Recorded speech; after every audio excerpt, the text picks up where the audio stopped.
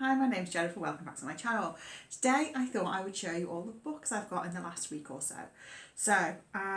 Last weekend I did a swoop of the charity shops in the local area and got loads of great books. I also bought some books secondhand online that I've been wanting to read for a while.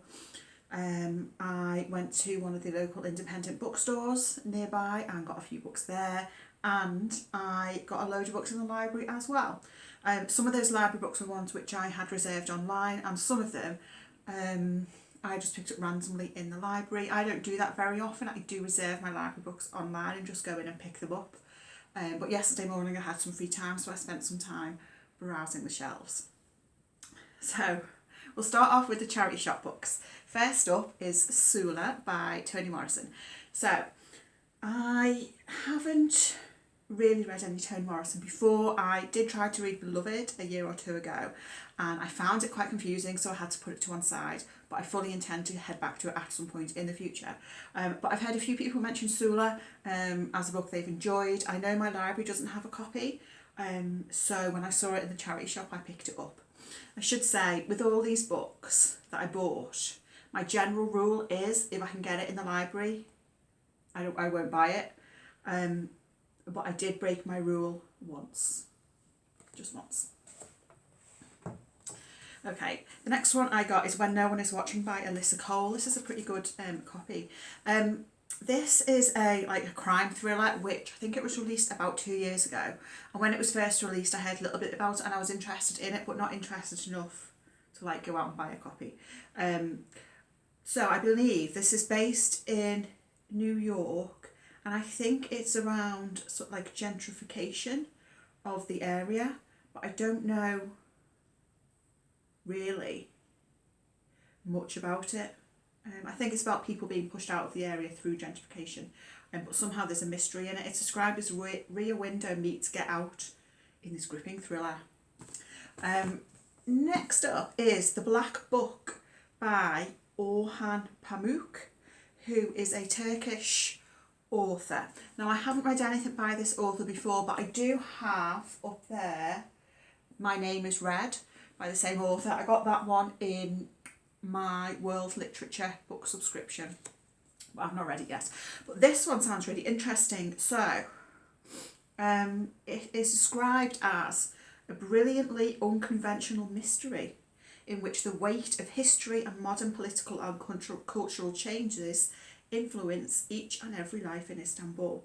So it follows a woman has disappeared, and it's believed she's left her husband for somebody else who's a newspaper columnist. But then that guy disappears as well, and then the wife's husband takes on the newspaper columnist's identity and is pretending to be him. I don't know. It sounds very, very good. Okay, next up a book I've never heard of before. This is The Oxford Murders by Guillermo Martinez. This, I think he is an Argentinian. Yeah, he is. He's an Argentinian author. So this is a mystery book.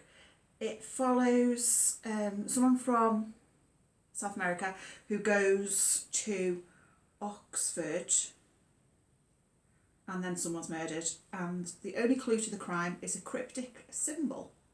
So it sounds kind of interesting. The methods of killing are deliberately designed to appeal to mathematicians. An intellectual thriller. Okay, next up is the one where I did break my own rule. This is Alex by Pierre Lemaitre. This I can get in my library, and I have read the copy from the library before, but it is a book which I very much enjoyed. So when I saw it in the charity shop, I thought I would pick it up. This is a French crime novel. It is actually the second in the series, but you can read the series out of order. This is the first one that was actually translated into English. And we follow Alex, who's been kidnapped, and we have a race against time while the police try to find out where she is being held. Next up, the final charity shop book, I think. Yeah. This is a fairly random choice. I got this for 50p. This is The Art of Tai Chi, A Practical Guide by Paul Crompton. The reason I picked this up is because I practice Tai Chi. I go to classes twice a week. I very much enjoy it. And I just thought this would be quite interesting. Not so much in terms of like, it's got all these like illustrations. Not for that, because like I go to a class for that and there's lots of different types of the form and stuff as well. So it's probably not like the particular one I'm learning. But it's got some stuff at the start around, you know, history of Tai Chi and stuff like that, Tai Chi and philosophy, which I thought looked quite interesting to have a read of. Okay, next let's talk about some books which I bought secondhand online. So there's 4 books. All 4 of these I've wanted to read for a little while, and I finally got myself some copies. So first up is Mr. Loverman by Bernardine Evaristo. I've been meaning to read this for about 2 years since I read Girl, Woman, Other. I've heard only good things about this. Lots of people really, really love this book. We follow Barry, who is 74 years old, Antiguan. He's married, but for the past 60 years he's been in a relationship with his childhood friend. So I'm really looking forward to reading that one. I also picked up 2 books by Yoko Ogawa, The Diving Pool and Hotel Iris. So Yoko Ogawa, I read 3 books by her. I think I read them all last year. The Memory Police, The Housekeeper and the Professor, and Revenge, which is a collection of interconnected short stories. Revenge made it to my favourite books of the year list. And these 2 are ones that I've been wanting to read for a little while. So The Diving Pool, I think, contains 3, I guess, short stories, which sound kind of weird. And then Hotel Iris is set in a seaside hotel on the coast of Japan, following a 17-year-old girl and her mother. And again, this sounds quite dark too. And then the final book I bought secondhand online is Enduring Love by Ian McEwan. This is a rather lovely brown copy. So Ian McEwan, I have read several books by Ian McEwan before, and I've generally liked them. I think, like, he's not like a favourite author, but I tend to quite like his writing. Enduring Love, I heard about this at some point last year and it just sounds like an interesting plot. So I think it's about, there's no blurb, but I think it's kind of like about a kind of stalker. I think there's like a couple and then there's some other male character who has some sort of unhealthy interest in them, maybe, something like that. So yeah, it sounded interesting. Okay, next let's talk about the books I picked up in the independent bookshop by where we live. First up is The Village of 8 Graves by Saishi Yokomizo. So this is a Japanese crime novel. It was originally written, I think, about 50 years ago, but was only translated into English last year. This is, I think, maybe like the 3rd in this series of books. I've read The Honjin Murders before by this author and very much enjoyed it. So this is set in a village, and there's a terrible curse hanging over the village. A series of gruesome poisonings take place, and then there's a race to uncover the murderer.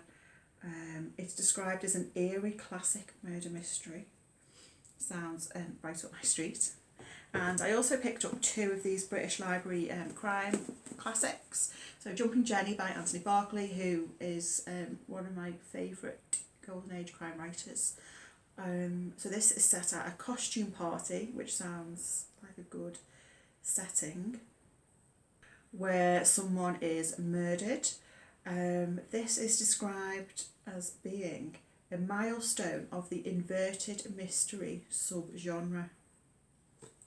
And this second one I got is called These Names Make Clues by E.C.R. Lorac.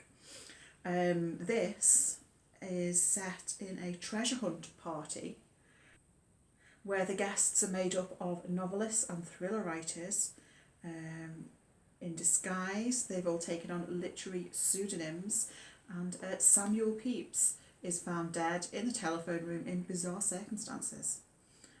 So this sounds kind of fun. It's described as a metafictional masterpiece, which I'm not entirely sure what that means, but it sounds good. And then before we get into the library books, one more book which I bought new. This is The Membranes by Chi Tao Wei. This is a Taiwanese novel. I picked this up because Jen the Librarian, whose channel I'll link down below, is doing a read along this year of LGBTQ books in translation. And this one won the first vote, so this is what we're going to be reading, I think, in February and March. It's described as a classic of queer speculative fiction. And it looks really good. Like, I've had a little flick through it and it looks like it's going to be right up my street. Okay, now the library books. I got a good haul from the library. I have maxed out my library card. So first up is Destination Unknown by Agatha Christie.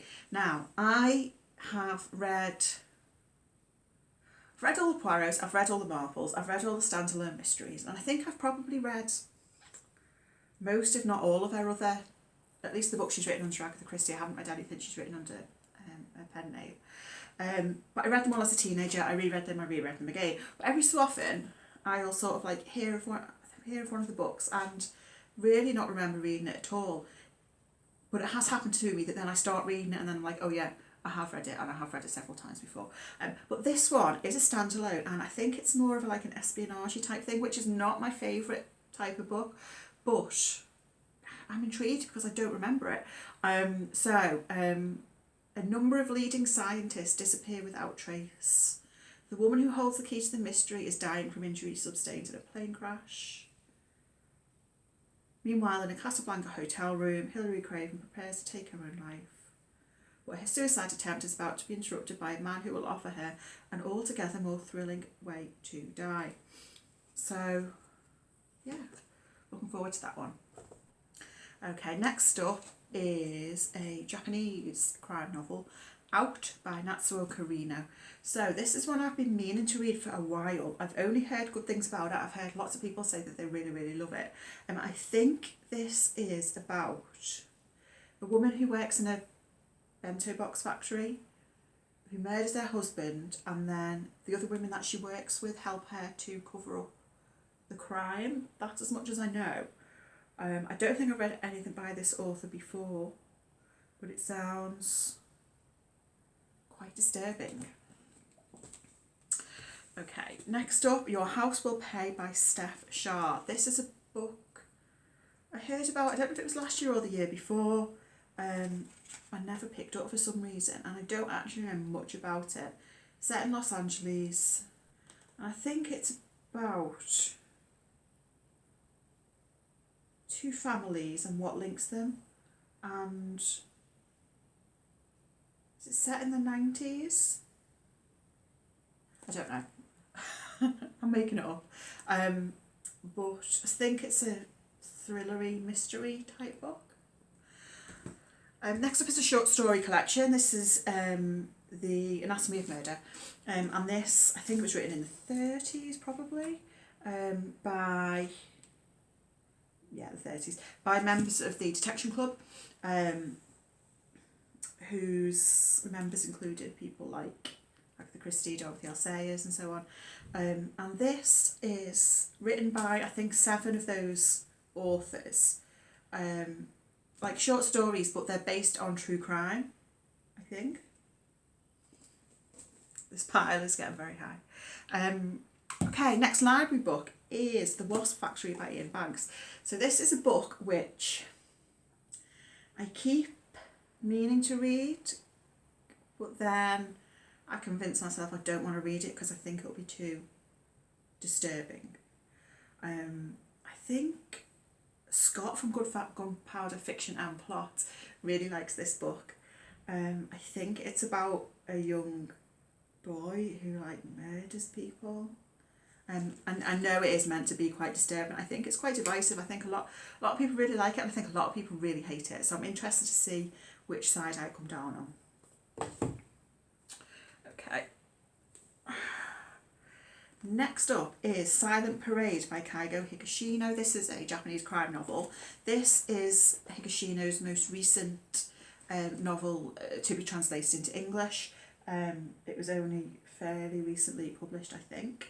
I quite like this large paperback style. It's very pleasing.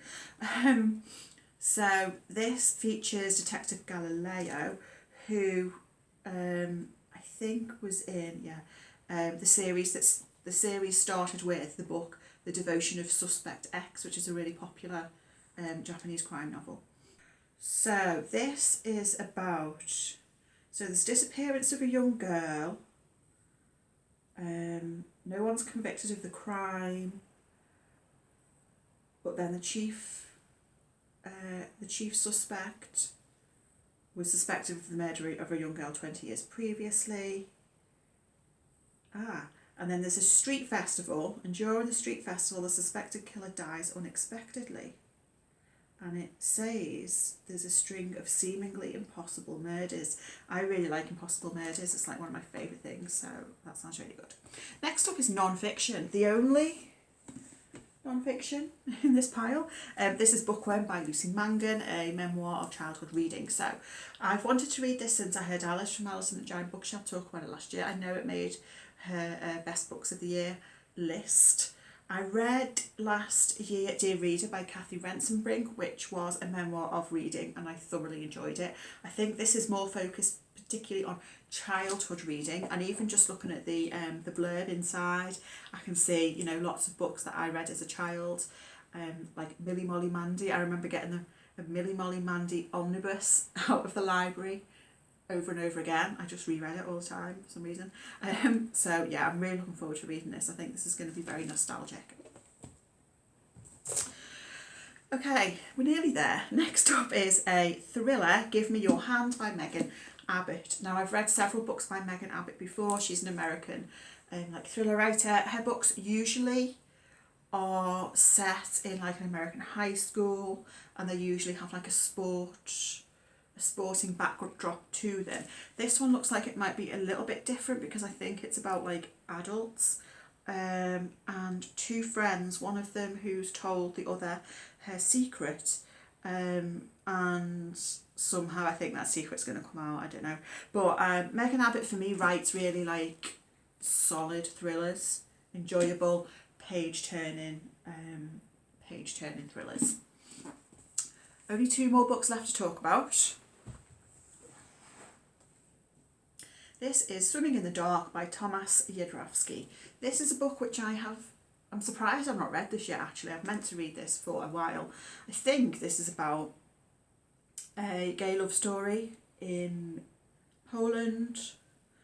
And I think, if I'm thinking of the right book, I think this references Giovanni's Room by James Baldwin quite a lot, which is a book that I really, really love.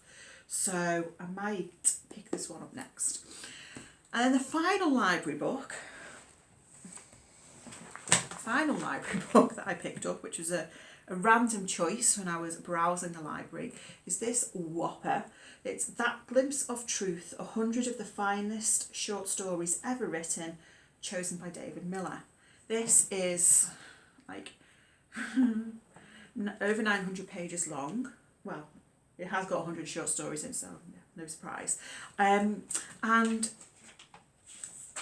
so authors such as Aesop, Cervantes, Dickens, J.M. Barrie, Chekhov, Somerset Maugham, Kafka, Muriel Sparks, Shirley Jackson, Penelope Fitzgerald, Julian Barnes, Joanne Harris, Kate Atkinson, loads. So what I'll probably do with this is just sort of dip in and out of it. I'm probably not going to, well, it depends. Probably not going to read all of them, but maybe just pick the ones that I'm most interested in and see how we get on. But I mean, I may as well keep hold of it. Oh, Borges, I want to read Borges. That's good. Richmal Crompton wrote the Just William books, if anyone read them as a child. So that's interesting.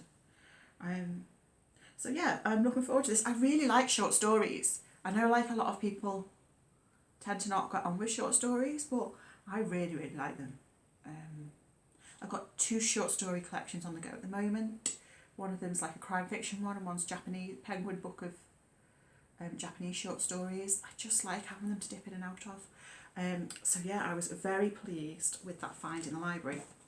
So those are all the books. I think there's maybe 20 books there that I've got, so I need to find some time to read them now. Let me know if you've read any of those books, if you think there's any I should prioritise. As always, I hope that you're doing well. Thank you so much for watching, and I will speak to you again very soon. Bye.